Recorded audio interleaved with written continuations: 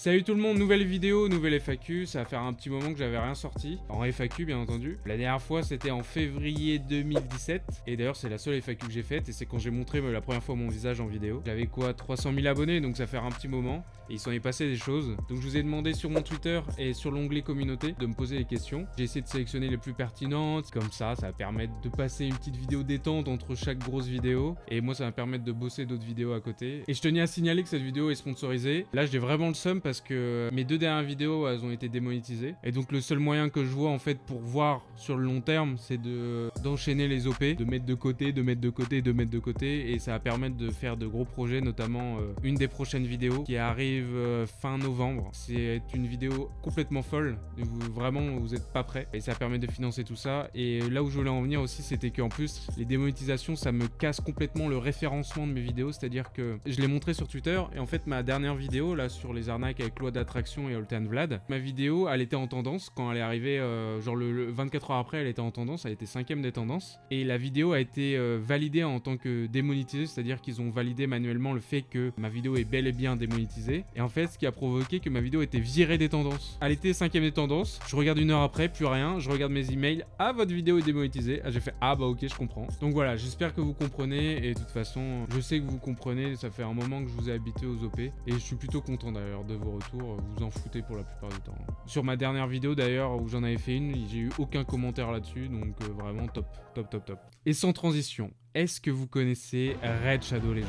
Bien sûr que tu connais, vu que c'est un des RPG les plus ambitieux du moment, et c'est absolument gratuit. Un scénario incroyable, des graphismes à couper le souffle, un gameplay stratégique et des centaines de champions à obtenir et personnaliser en choisissant des artefacts et des combinaisons de maîtrise uniques pour chaque champion. En 6 mois, il y a plus de 10 millions de joueurs qui ont téléchargé le jeu. Regardez-moi ça, toutes ces possibilités de personnalisation, c'est incroyable. Putain, la musique elle est grave cool en vrai. Avec plus de 300 000 avis, Raid Shadow Legends a quasiment 5 étoiles sur le Play Store, c'est complètement fou. Et il y a en plus un tout nouveau mode de jeu Guerre Faction, sans oublier le fait que pendant 90 jours, vous avez des récompenses quotidiennes. Alors qu'est-ce que t'attends pour télécharger le jeu avec le lien dans la description? Et tu pourras obtenir 100 000 argent, 2 clés de boss de clan, 10 éclats mystérieux et ce champion rare. C'est cadeau, c'est la maison qui offre. Amusez-vous bien.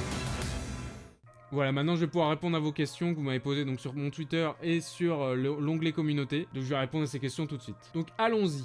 Tu nous avais montré que tu avais plusieurs chats, mais on voit que la grosse sur Insta. Ils sont où les autres? Alors la grosse, pour ceux qui ne savent pas qui c'est, je vais vous mettre une vidéo là, vous allez voir une vidéo d'elle parce que sinon il y en a ils vont pas comprendre. C'est un chat que j'ai récupéré en février 2019 dans un refuge. Je l'appelle la grosse parce qu'elle est grosse et parce que je l'ai récupérée grosse. Et donc ça va faire un peu plus de 7 mois que je l'ai. Vu qu'elle était extrêmement sauvage, je la montrais beaucoup dans mes stories Insta pour voir l'évolution au fil des mois, au fil des semaines. Et donc pour ceux qui se demandent où sont les autres chats, il y a beaucoup de chats, vous avez vu en story. Il y en avait un que vous voyez régulièrement avec notamment la grosse, qui n'est plus là parce qu'en fait c'était pas mon chat tout simplement. Et les autres chats que vous voyez en fait ils sont chez mes parents, chez ma mère. Donc c'est pour ça en fait aussi que vous les voyez pas. Et parce qu'ils sont habitués à pouvoir aller dans un jardin, etc. Sauf que ici ils vont être malheureux. Donc maintenant il reste plus que la grosse et je suis en train de réfléchir à lui ramener un nouveau coloc quoi. Genre soit un chat, soit peut-être un chien. Je suis en train de réfléchir. À partir du moment où j'aurai fait mon choix si je prends un chien ou un chat. Notamment si je prends un chien, je vais commencer à beaucoup me documenter parce que j'ai vraiment envie que mon chien soit super bien éduqué. Je sais que ça me dérangera pas de le sortir régulièrement, mais par contre c'est au niveau de les fois où je vais devoir me déplacer, bah là c'est compliqué quoi. Donc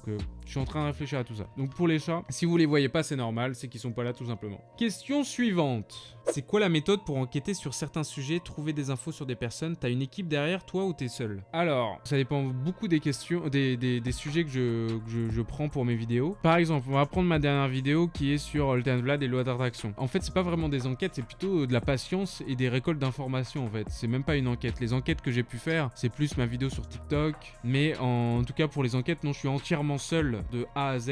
Les seuls moments où on peut m'aider en fait, c'est les gens qui m'envoient des mails et qui me disent tiens, faudrait que tu regardes ça, et ils me donnent des petites pistes en fait. Donc en fait, non, je suis tout seul. En général, je préfère taffer tout seul. Prochaine question. Prends-tu du plaisir à détruire certains youtubeurs cancer ou autres personnes que tu traites sur ta chaîne? Exemple, Code for Lan. Alors non, j'ai jamais eu de plaisir à détruire des personnes. Le seul plaisir que je peux avoir, c'est que les gens qui se sont fait arnaquer ou les gens qui ont pu se faire avoir ont enfin une explication à tout ça et qu'il y a un peu une justice dans tout ça. Mais contrairement à ce que beaucoup de personnes pourraient penser, c'est tout sauf un plaisir de voir ça parce que, par exemple, l'affaire Big Bang, le streamer qui a arnaqué sa communauté avec les paris sportifs. Pendant cette vidéo et notamment les jours avant que la vidéo sorte, je continuais à regarder ses streams, je me disais mais cette personne là pendant qu'il stream, il vit sa vie normale, c'est-à-dire que c'est un jour normal pour lui et en fait il sait pas qu'il va avoir une bombe atomique qui va lui tomber dessus, tu vois. Même s'il y a une certaine justice, la plupart des choses que je pointe du doigt, c'est des choses qui sont éthiquement très très bof et à la limite de l'illégal, donc il y a un certain plaisir. Les seuls trucs où je me dis que c'est un pur plaisir, c'est les trucs où c'est pas vraiment des personnes qui sont visées, c'est plus des moyens. C'est pas un plaisir, mais c'est en mode allez vas-y là je peux me lâcher, tu vois, parce que y a personne derrière quoi. Mais non, c'est clairement pas un plaisir et ça sera jamais un plaisir, clairement. Mentalement, tu ne fatigues pas d'enquêter sur les sujets les plus glauques et sordides du web. Comment tu fais quand tu as besoin de déconnecter de ces sujets? Tu vois, j'ai plus de problèmes mentalement, même si je vais bien, attention je vais bien, j'ai plus de problèmes mentalement au niveau de la pression YouTube que la pression des sujets que je peux traiter. Je sais me gérer en fait. À partir du moment où je suis beaucoup concentré sur une vidéo, en général je fais une grosse pause. Le plus dur ça a été balance ton youtubeur parce que j'avais toute cette pression en moi de connaître tous les noms des personnes qui étaient des gros fils de pute, hein. Clairement c'était des enfoirés. Et j'avais tous ces noms et je pouvais rien dire parce que côté légal, parce que si je disais un nom, porter plainte. C'était des procès en chaîne. Les victimes elles voulaient pas que les noms soient fuités, elles voulaient pas être dans cette merde médiatique. Il y avait trop de raisons et ça dépend pas que de moi et c'est pour ça qu'il y a beaucoup de personnes qui étaient en mode tu balances pas de nom. Il y a aussi beaucoup de personnes, énormément de personnes qui ont compris pourquoi j'ai pas donné de nom. C'est des youtubeurs, des gros youtubeurs. Il y a des gros youtubeurs qui sont impliqués dedans. À partir du moment où tu t'attaques leur business, leur image c'est ton business, tu passes sur un procès. C'est leur seul moyen de défense, c'est le procès. C'est leur seul moyen de dire j'ai peut-être une chance de dire que non, officiellement je suis pas coupable, même si au fond de moi je sais que j'ai merdé, tu vois. Je fais confiance au karma et pas au karma un peu spirituel, mais au karma logique. C'est-à-dire qu'à partir du moment où tu fais du mal autour de toi, il y a plus de probabilité qu'un jour ça te retombe dessus parce que des gens veulent se venger, des gens ont la haine contre toi parce que tu leur as fait du mal. Et je sais que ces personnes-là, elles ont fait beaucoup de mal autour d'elles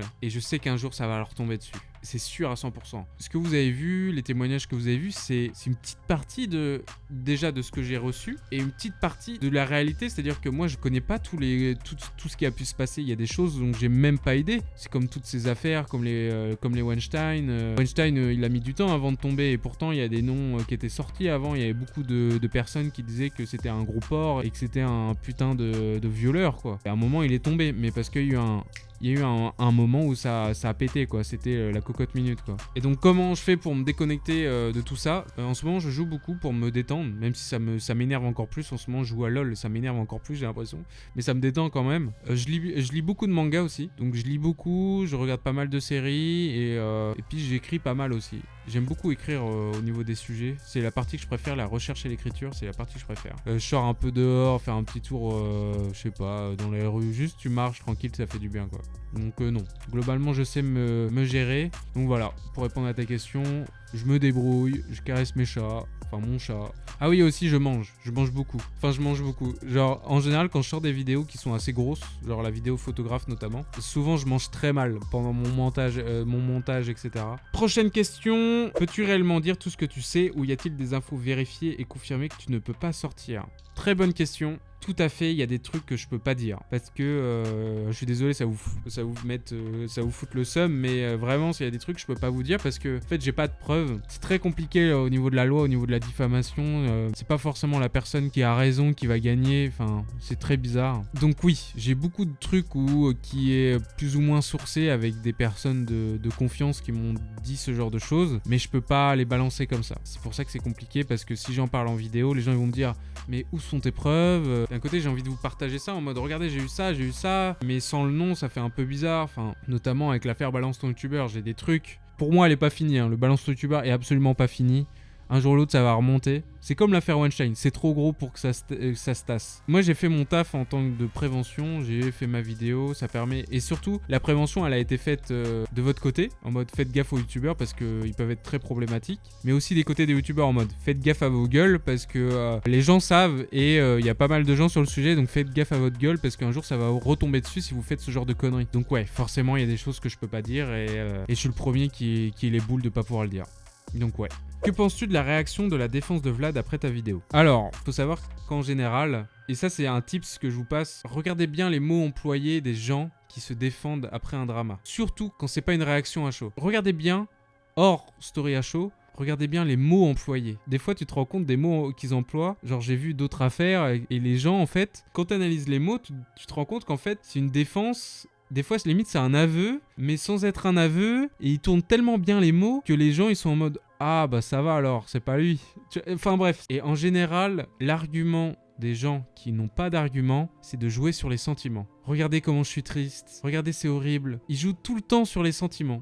Et Oltean Vlad, dans sa story, joue sur les sentiments. J'aurais pu me suicider, comment ça je vous aime pas, alors que je vous aime. Il disait des trucs du genre. À partir du moment où t'as pas d'argument, t'emploies toujours cet argument-là du je me sens mal, il m'a fait du mal, il y a pire. Voilà, il y a pire. Il y a pire. Toujours cet argument-là, il y a pire. C'est facile à utiliser cet argument, mais c'est pas un argument. Bref, tout ce que j'ai à dire, c'est soyez intelligent. Quand tu analyses chaque mot, des fois, tu te rends compte de trucs, tu te dis « Ah ouais, c'est chaud en fait ». Là, dans le cas Oltean Vlad, est-ce qu'il y a vraiment quelque chose à dire dans sa réponse ? Par exemple, quand je parle de son concours qu'il a fait promouvoir, alors qu'au final, c'est un site de dropshipping, il a tout esquivé et en fait, il a pris juste un tout petit bout de ma vidéo où je parle du fait que il dit ah je t'aime à ma communauté tout le temps pour les manipuler. Il prend juste cet argument là et il le prend à sa manière quoi, il fait à sa sauce. C'est encore de la manipulation au final, il manipule encore sa communauté parce que il dit pas tout, etc. Donc voilà, pour Oltean Vlad, sa réponse elle est ridicule et c'est pas étonnant. Question suivante de Nicolas. Sais-tu pourquoi toutes les vidéos sont démonétisées? Peux-tu nous l'expliquer, car avec tout le travail abattu et l'utilité de tes vidéos c'est assez incompréhensible. Alors sur YouTube il y a eu beaucoup de drama autour de la monétisation et beaucoup de fuite d'annonceurs, c'est-à-dire que les Nike, les Adidas, etc.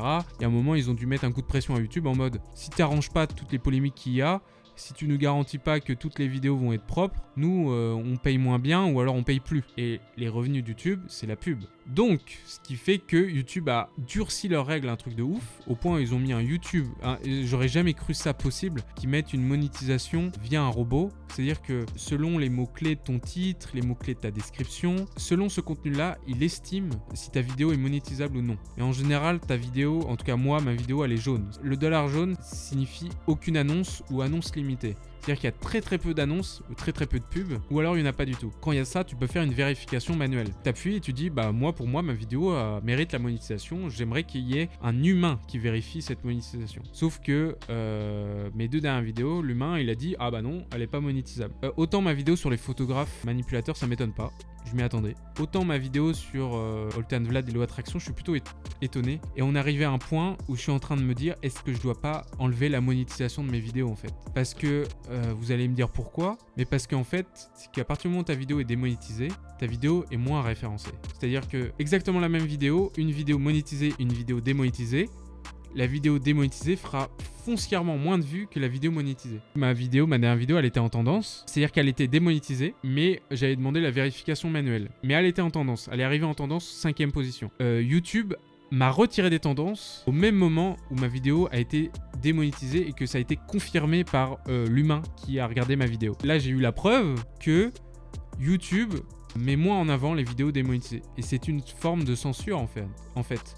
C'est-à-dire que, comme je disais, il y a arrivé à un point où je vais devoir peut-être démonétiser mes vidéos manuellement, me dire bon bah cette vidéo je vais pas la monétiser parce que sinon cette vidéo va être moins vue. C'est-à-dire que mon argent du fin de mois, elle est due à la décision d'un mec qui valide ou non mes vidéos. Je trouve pas que mes vidéos sont trop sensibles, enfin ça dépend lesquelles forcément, mais je trouve que ça dépend des vidéos, mais la plupart...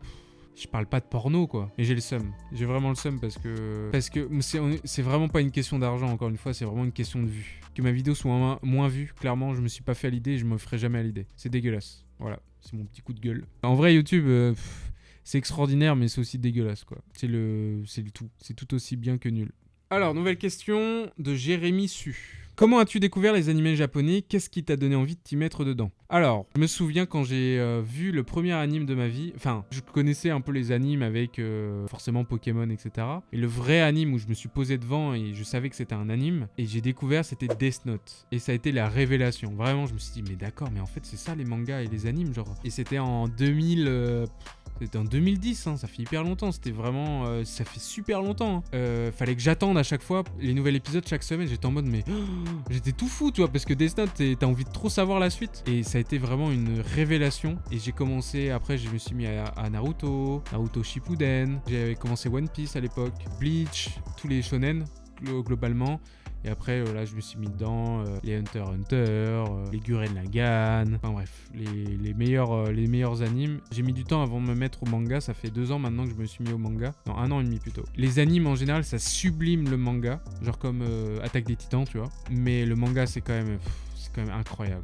Incroyable. Quand je découvre des Kingdom, c'est complètement fou. Les Boni Pun Pun, les Rikudo, tout ça, c'est des mangas de fou. Et là, il y a peut-être des trucs où vous disent, mais c'est quoi ces trucs-là? Parce que forcément, il n'y a pas d'anime, tu vois. Mais bref, j'ai découvert les animes par hasard et j'avais un jugement.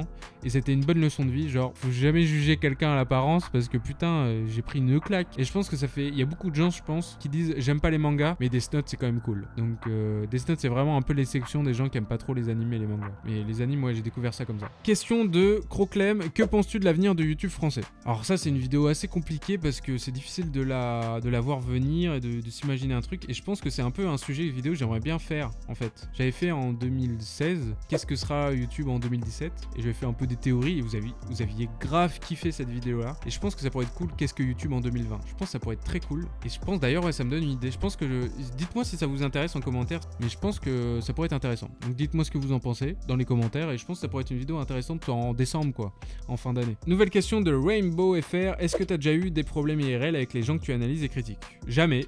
Jamais. Et d'ailleurs, en général, les gens qui s'embrouillent sur internet, dans la vraie vie, je sais que je m'étais déjà clash avec Sifano, etc. Et je l'ai déjà vu IRL. Et c'est rien passé, on s'est parlé, ça s'est très bien passé. Et non, globalement, les gens, quand tu les vois dans la vraie vie, tu te rends compte en fait que.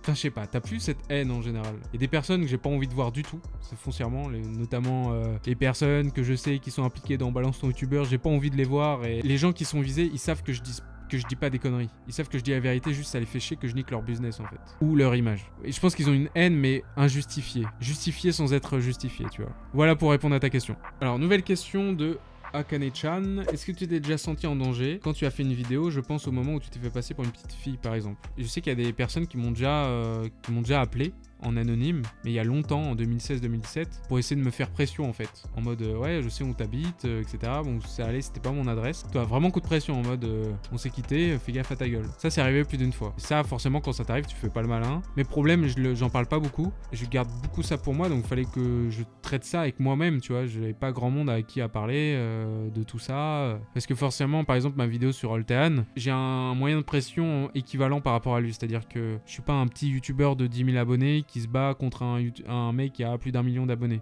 Ce genre de décalage, c'est horrible. C'est-à-dire que s'il y a un mec qui a plus d'1 million d'abonnés, il peut t'en foutre plein la gueule. Si tu t'attaques à lui, il t'a beaucoup moins d'abonnés.